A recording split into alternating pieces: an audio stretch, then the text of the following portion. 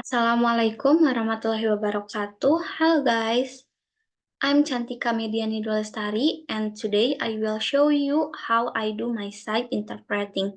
Happy watching!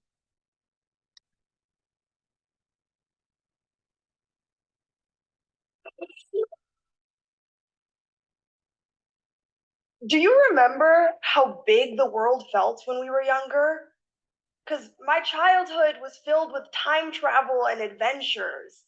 I sat in awe of how flowers grew from a simple seed. I remember looking up at the sky and wondering, was the earth moving? Was the sun moving? Or was I moving?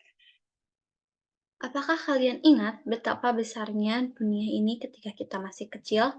Karena masa kecil saya dipenuhi dengan perjalanan-perjalanan dan petualangan. Saya duduk dengan kagum melihat bagaimana bunga-bunga tumbuh hanya dari biji yang sederhana. Saya ingat menatap langit dan bertanya-tanya, apakah bumi bergerak, apakah matahari bergerak, atau saya yang bergerak? And I filled the rest of the time by reading books about fantasy lands. But slowly, the time travel and adventures of my youth became using my GPS to figure out how much traffic I'd inevitably be sitting in. Dan saya mengisi waktu luang dengan membaca buku-buku tentang negeri fantasi. Semoga saja perjalanan-perjalanan dan petualangan masa kecil saya menjadi petunjuk arah untuk mengetahui bagaimana jalan yang akan saya lalui. The flowers became the screensaver to my laptop I spent way too much time on. I only saw the sunrise when pulling all nighters to get work done. And those fantasy lands, well, those became essays and articles from underfunded newspapers. And yeah, some of this is just a part of growing up, necessary even. But I really Bunga-bunga itu menjadi screensaver untuk laptop saya yang terlalu banyak saya gunakan. Saya hanya melihat matahari ketika bekerja dari malam sampai pagi. Dan negeri-negeri fantasi itu, ya, itu menjadi esai dan artikel dari surat kabar yang kekurangan dana. Dan ya, sebagian dari hal ini adalah bagian dari pertumbuhan yang bahkan diperlukan. realized the imaginative and creative forces that drove me had less and less space to thrive in my young adult life. And in being forced to look at the world as it is, I was missing out on the opportunity to look at the world as it could be. Namun saya menyadari bahwa kekuatan imajinatif dan kreatif yang dipaksakan membuat saya memiliki ruang yang sedikit untuk berkembang dalam kehidupan masa muda saya. Dan karena dipaksa untuk melihat dunia sebagaimana adanya, saya kehilangan kesempatan untuk melihat dunia sebagaimana mestinya. Now, more than ever, we live in a world that requires of us an imagination so that we can envision what could be different. And while I didn't come prepared today to answer the world's largest problems, I would like to make a case for how one tool can help us continue to build new worlds and find our place in it. Sekarang, kita hidup di dunia yang membutuhkan imajinasi agar kita dapat membayangkan apa saja yang dapat berubah. Dan meskipun saya tidak hadir hari ini untuk menjawab masalah terbesar di dunia, saya ingin menyampaikan sebuah kasus tentang bagaimana sebuah alat dapat membantu kita untuk terus membangun dunia yang baru dan menemukan tempat kita di dalamnya. Curiosity.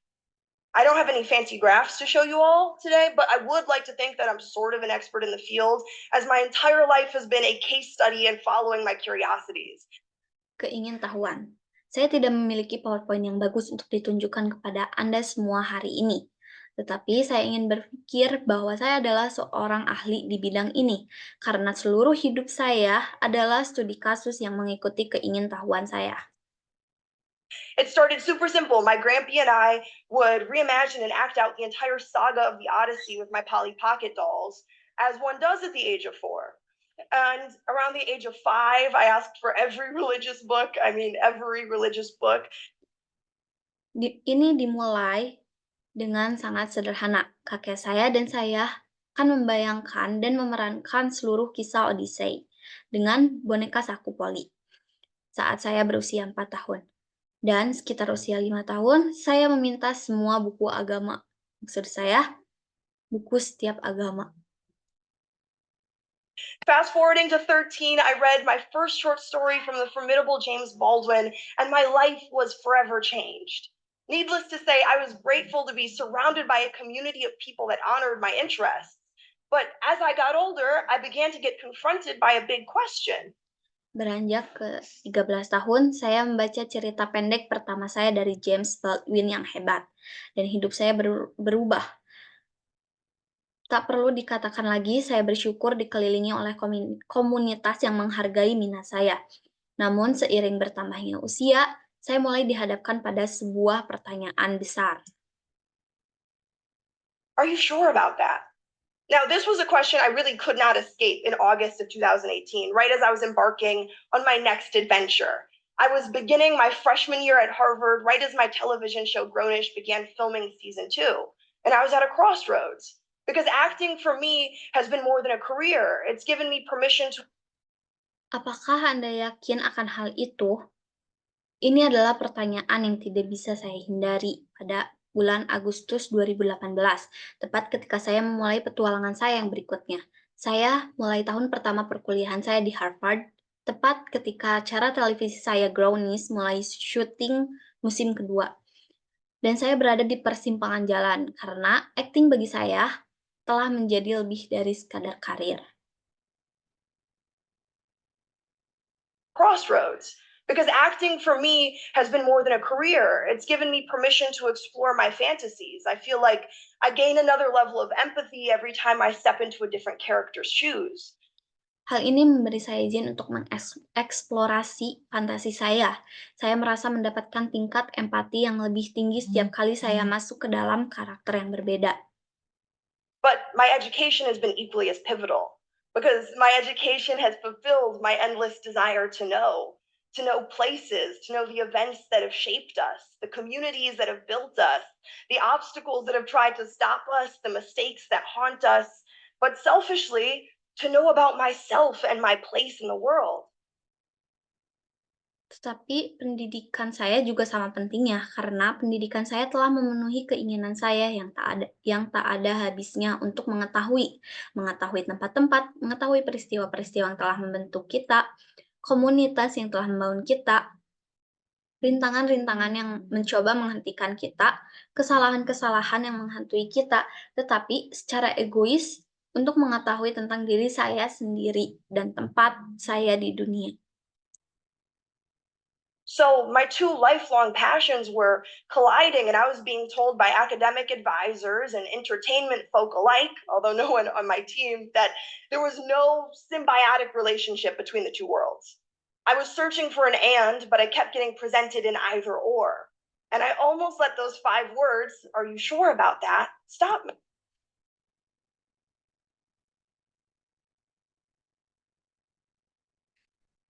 Jadi, dua hasrat hidup saya bertabrakan, dan saya diberitahu oleh para penasehat akademis dan orang-orang di dunia hiburan, meskipun tidak ada seorang pun di tim saya, bahwa tidak ada hubungan simbiosis antara kedua dunia tersebut. Saya mencari namun saya terus disodori dengan atau. Dan saya hampir mengatakan, apakah Anda yakin dengan hal itu? Menghentikan saya. But let me cut to the chase. I'm speaking to you now as a Harvard alum with a television show going into its 6th season.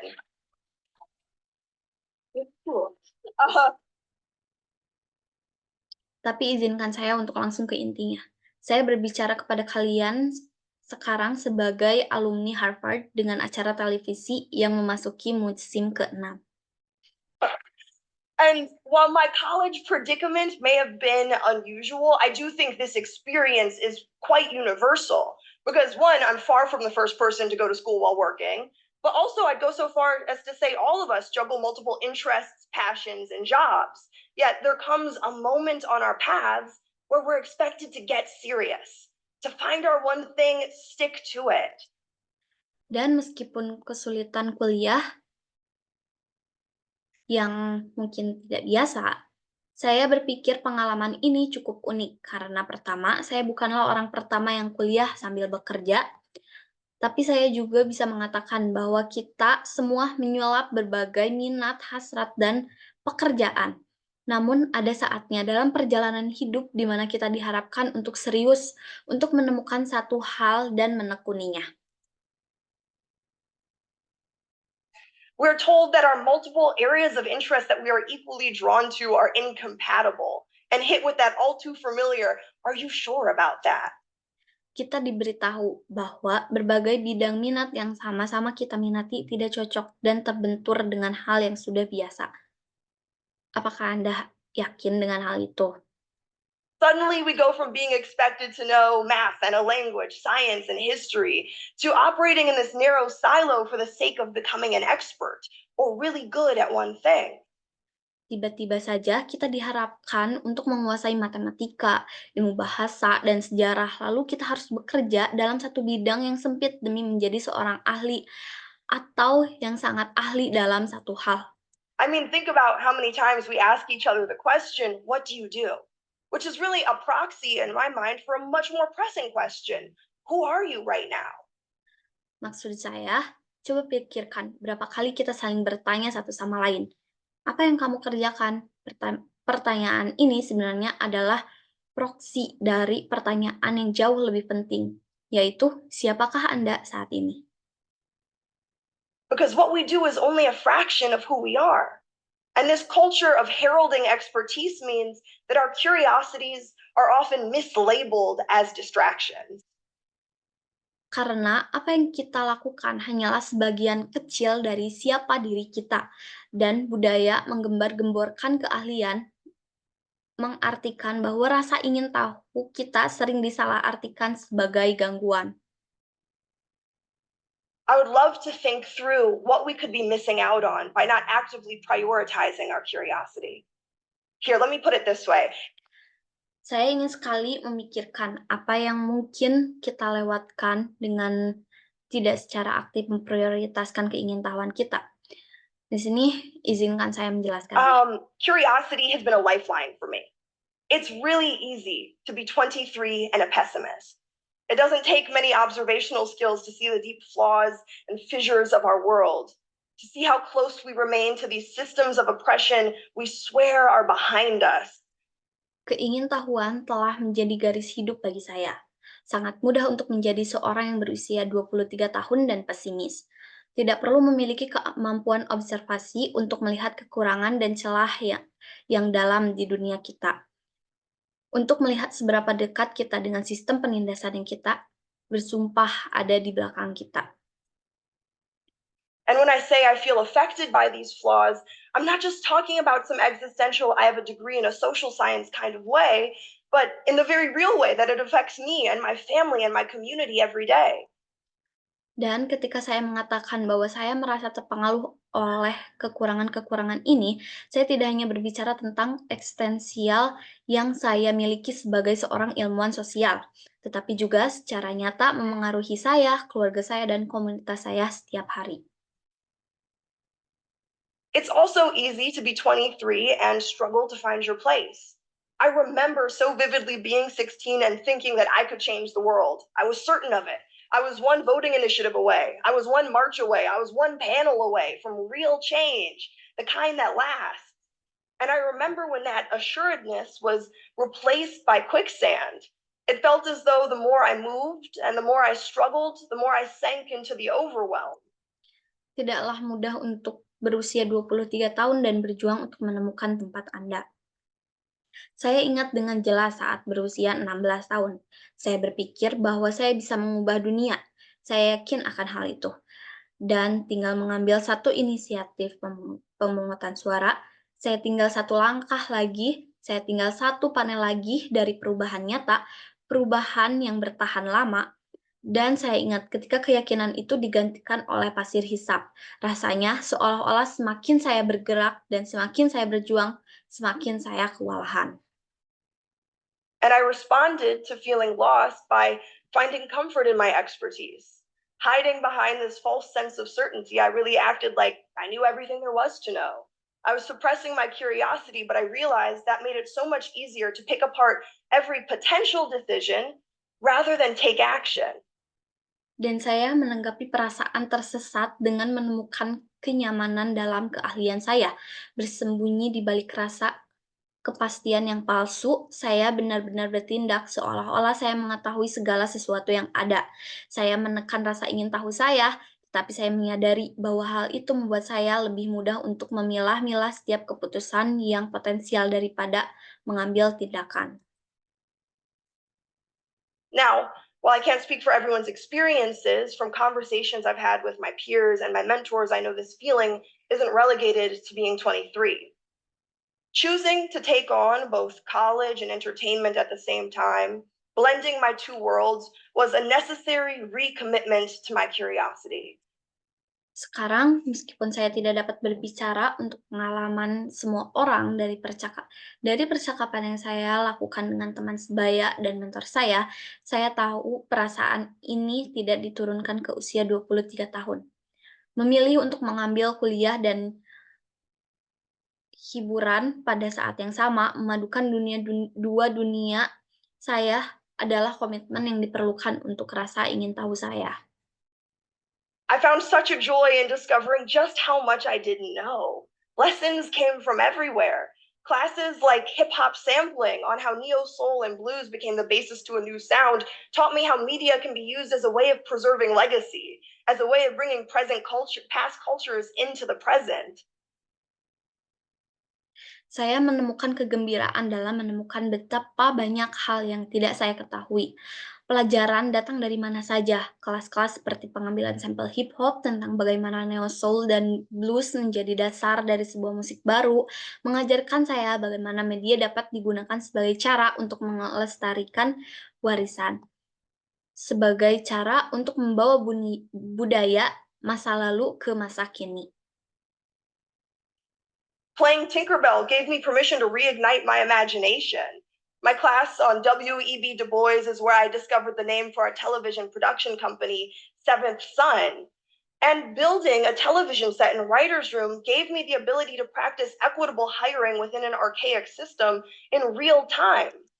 Memainkan Tinkerbell memberi saya izin untuk menyalakan kembali imajinasi saya. Kelas saya tentang W.E.B. Du Bois adalah tempat saya menemukan nama untuk perusahaan produksi televisi kami, Seven Sun. Dan membangun satu set televisi di writer's room memberi saya kemampuan untuk mempraktikkan perekrutan yang adil dalam sistem yang kuno secara langsung. And in an independent study created by Dr. Cornel West, I learned my biggest lesson of all. See, there are certain elements of our society that we deem as universal, immovable truths when they're in fact subjective. Not only are they subjective, they're oftentimes responsible for these systems of oppression, for these dangerous misconceptions about people, for this feeling of stuckness, this feeling like nothing can change. Dan dalam sebuah penelitian independen yang dibuat oleh Dr. Cornel West, saya mendapatkan pelajaran terbesar dari semuanya. Ada beberapa elemen tertentu dalam masyarakat kita yang kita anggap sebagai kebenaran universal dan tak tergoyahkan. Padahal sebenarnya subjektif. Tidak hanya subjektif, mereka seringkali bertanggung jawab atas sistem penindasan ini, atas kesalahpahaman yang berbahaya tentang manusia, atas perasaan buntu, atas perasaan bahwa tidak ada yang bisa berubah. And to me, these universal truths can range from everything as big as socioeconomic exploitation to that, are you sure about that?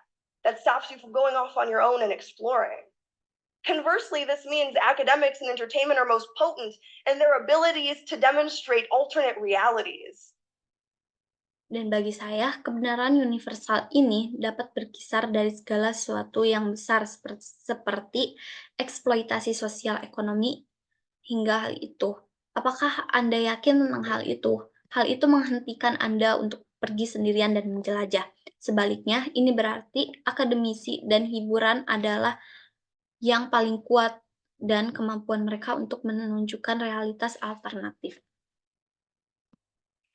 This lesson reinvigorated my love for these two spaces because I realized they'd always been primed for imagination and exploration and gave us the ability to explore what can blossom from curiosity.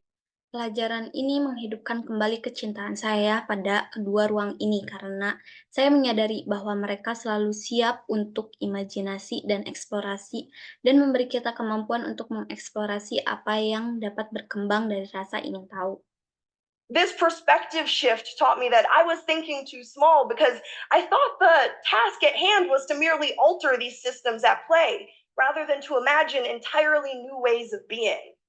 Because the results of curiosity are immeasurable, from Galileo's reordering of the universe to how the musician prints undefined masculinity for generations.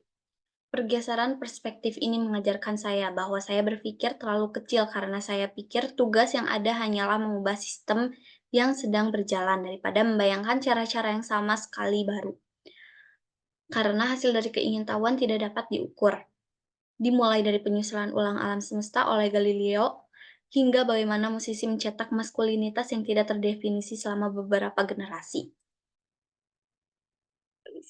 And oftentimes, these discoveries can jeopardize past ways of thinking. I like to call the change that emerges from blossom to curiosity's rupture.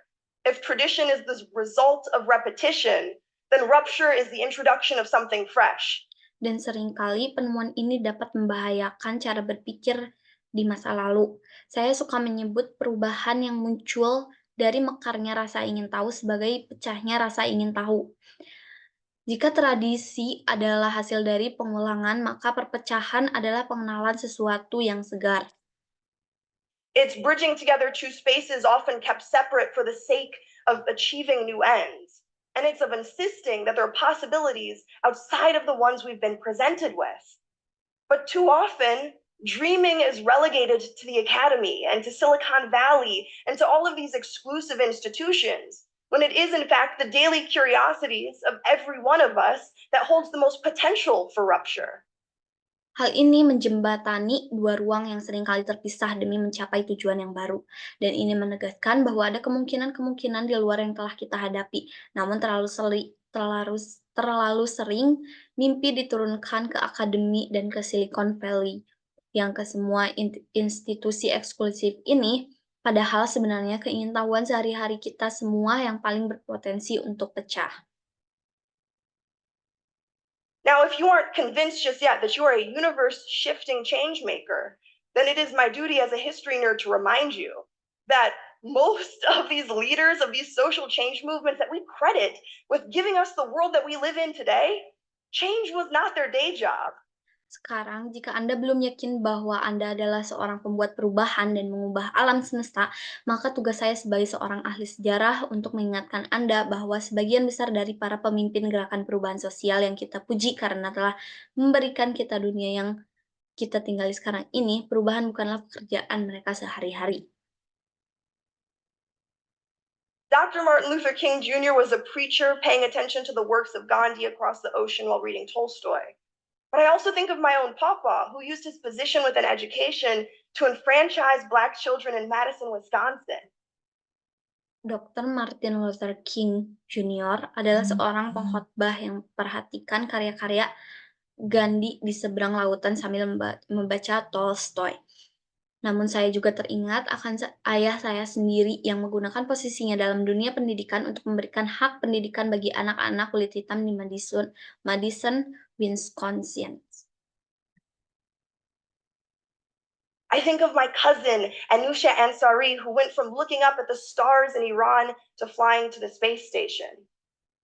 I think about the protesters in Iran, led by women and children putting their lives on the line because they're curious about what a society looks like that values women, life, and freedom. Dan saya teringat sepupu saya, Anousheh Ansari, yang berawal dari menatap bintang-bintang di Iran hingga terbang ke stasiun di luar angkasa. Saya berpikir tentang para pengunjuk rasa di Iran yang dipimpin oleh perempuan dan anak-anak mempertaruhkan nyawa mereka karena mereka ingin tahu seperti apa masyarakat yang menghargai perempuan, kehidupan, dan kebebasan. Now, if it isn't clear, do you know what the byproduct of curiosity is? Possibility, surprise. Sekarang, jika belum jelas, tahukah Anda apa hasil dari sampingan dari rasa ingin tahu itu? Kemungkinan kejutan. Now, I've graduated from Harvard and my television show is ending. And a couple years ago, this really would have terrified me to leave two spaces that I know so well.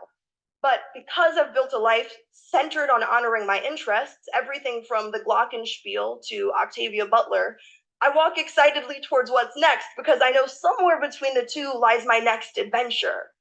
Sekarang saya sudah lulus dari Harvard dan acara televisi saya sudah berakhir dan beberapa tahun yang lalu, hal ini benar-benar membuat saya takut untuk meninggalkan dua tempat yang saya kenal dengan baik.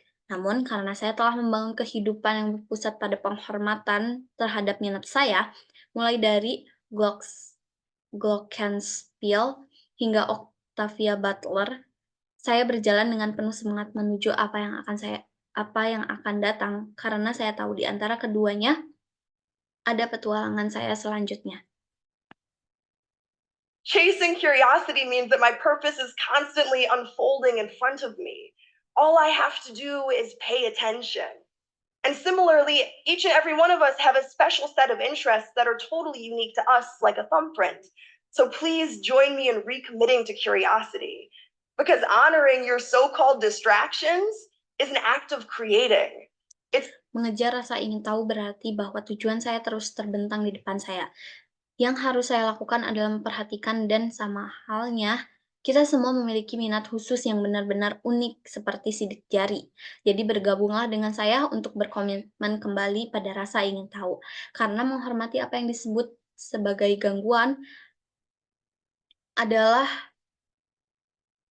karena menghormati apa yang disebut sebagai gangguan Anda adalah sebuah tindakan pencipta. It's to sit in the grandeur of all of our options.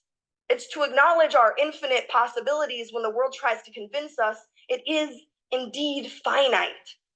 So refuse to let your world get smaller and let's build new futures together. Thank you. Itu berarti duduk dalam kemegahan semua pilihan kita. Ini untuk mengakui kemungkinan yang tak ter yang Ini untuk mengakui kemungkinan tak terbatas kita ketika dunia mencoba meyakinkan kita bahwa dunia ini memang terbatas. Jadi tolaklah untuk membiarkan dunia Anda mengecil dan mari kita bangun masa depan yang baru bersama-sama. Terima kasih. That's all my side translation. Thank you. Wassalamualaikum warahmatullahi wabarakatuh.